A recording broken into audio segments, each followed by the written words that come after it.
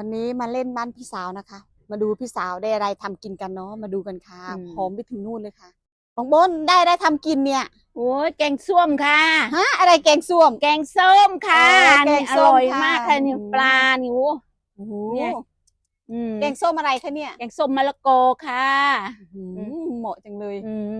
ใส่ปลาช่อนใช่ไหม ปลาช่อนด้วย หอมมากเลยค่ะหอมจริงๆค่ะ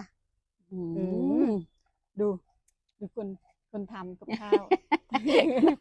อร่อย พี่สาว นะคะเนี่ย เขาต้องทำ3 รสเบิกตู้เบิก น่ากินจังเลย ใส่ อันนี้ใส่อะไร ใส่ คะเนี่ย น้ำตาลด้วย ใส่ เนี่ย น้ำตาลนิดนึง น้ำแกงส้มเองนมเย็นนี่จะนมเนื้อ ชิมก่อนเนี่ยอร่อยไหม สุดยอดเลย เยอะ มีเนี่ยเคาะเตรึงเมน เยอะแต่พี่ก็โอบนู่นนั่นรอเลยนู่นยังเดิมโอเค